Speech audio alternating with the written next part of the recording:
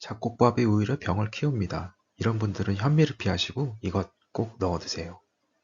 가족 건강, 우리 아이들 튼튼하게 키우기 위해서 아니면 당뇨 환자가 있어서 흰쌀밥보다 현미밥, 잡곡밥을 드시는 분들이 많습니다.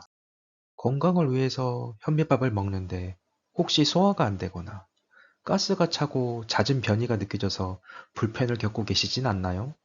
아니면 현미에 독소가 있다는데 이거 계속 먹어도 괜찮은지 걱정되시죠? 건강을 위해 현미를 드시는 이유는 백미에 비해 더 많은 비타민, 미네랄을 함유하고 있어서입니다. 백미에 비해 마그네슘과 섬유질이 풍부해서 혈당 조절에 도움이 되죠. 당뇨 환자에게 현미밥을 추천하는 이유가 바로 이 때문입니다.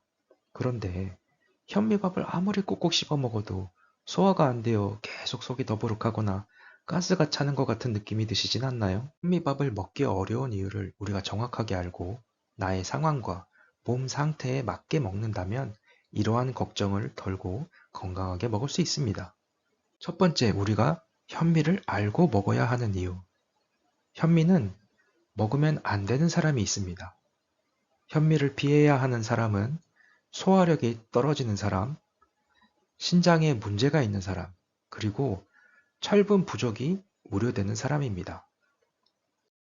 이 떨어지는 사람에 해당되는 유형은 대표적으로 위염 같은 소화 질환자, 과민성 대장 증후군 환자, 항생제를 투여 중인 환자, 그리고 유아나 고령 노인입니다. 현미는 식이섬유가 풍부해 포만감을 주지만 소화 흡수율을 낮춰 소화기 장애가 있는 경우 소화 방해가 발생할 수 있습니다. 특히 위염 등이 있을 경우에 위장에 부담을 주어 위염을 악화시킬 수 있습니다.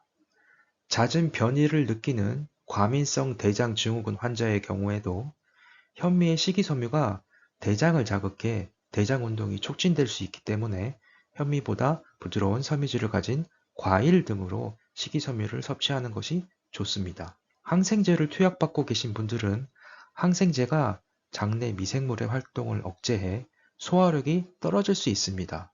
때문에 현미보다는 발화현미나 백미를 드시는 게 좋겠습니다. 나이가 어린 유아와 연세가 드신 분들의 경우에도 소화기관의 활동이 떨어지기 때문에 소화 흡수율이 떨어지는 현미보다는 흡수가 쉽고 빠른 백미를 드시는 것이 좋겠습니다.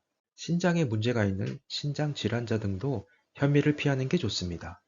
현미는 인과 칼륨이 백미에 비해 풍부합니다. 이는 세포의 재생을 촉진하고 뼈를 튼튼하게 만듭니다. 또한 칼륨은 나트륨과 결합해 몸 밖으로 배출되어 건강에 도움이 됩니다. 그러나 과하게 섭취하게 되면 신장에 부담을 줄 수도 있어서 신장 질환이 있는 분은 현미 섭취를 피하시는 게 좋겠습니다. 부족이 우려되는 사람, 대표적으로 빈혈 환자 또는 임산부입니다. 현미는 대다수의 곡물 껍질에서 발견되는 피틴산 성분이 풍부합니다. 피틴산은 씨앗이 썩는 것을 방지하기 위한 성분으로 우리 몸에서도 항산화, 항암 작용을 나타내고 중금속을 배출하게 돕는 긍정적인 효과도 있지만 칼슘, 마그네슘, 아연, 철 등의 체내 흡수를 막고 몸 밖으로 배출시키는 역효과도 있습니다. 따라서 철분이 부족한 빈혈 환자나 철분 부족을 겪기 쉬운 임산부 역시 현미밥을 자주 드시는 것은 피하시는 게 좋습니다. 두 번째, 현미에 포함된 독소는 무엇이고 어떻게 먹어야 할까요? 현미에는 비소, 렉틴, 피틴산과 같은 성분이 대표적인 독성 성분으로 언급됩니다. 쌀은 자연에 존재하는, 특히 땅속의 비소를 흡수합니다. 비소는 물과 흙, 공기, 동식물 등 자연상에 존재하는 물질이지만 예로부터 독약, 살충제 등으로 널리 쓰이고 있는 독소입니다.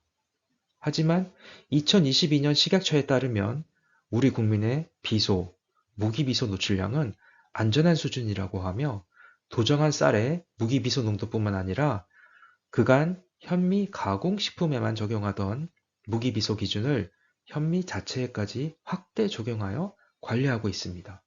비소는 쌀의 도정 과정에서 대부분 제거되지만 도정을 덜 하는 현미는 백미보다 무기비소 농도가 2배 정도 높습니다.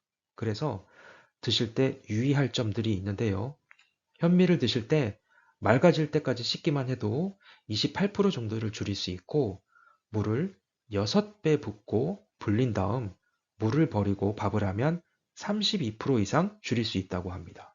쌀을 씻지 않거나 물을 버리지 않으면 비소를 줄일 수 없기 때문에 쌀뜨물이 아깝다고 남겨놓지 마시고 현미의 쌀뜨물은 아낌없이 버려주시는 게 좋겠습니다. 렉틴은 대부분의 통곡물 껍질 속에 있는 식물의 자기방어 물질로서 위염을 일으키거나 소화를 방해하는 물질이기도 합니다. 그러나 암세포 등 특수한 당 구조를 인식하는 단백질로 항암 및 면역 증강 작용이 있어서 항암제의 주 성분으로 널리 사용되고 있습니다. 그래서 현미를 드실 때에는 압력밥솥으로 충분한 시간을 들여 밥을 짓거나 백미와 번갈아 먹는 것이 좋습니다. 치틴산은 앞에서 말씀드린 것과 같이 중금속 배출을 돕는 긍정적 효과도 있지만 철, 아연, 칼슘 등의 무기질 흡수를 방해하는 역효과도 있습니다. 피틴산 섭취를 줄이고 싶다면 현미를 물에 담가 놓으면 피틴산이 녹고 피틴산 분해 요소가 활성화됩니다.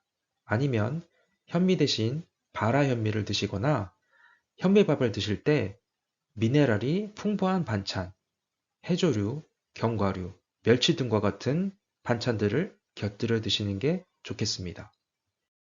자, 현미 건강하게 먹으려면 어떻게 해야 한다고요?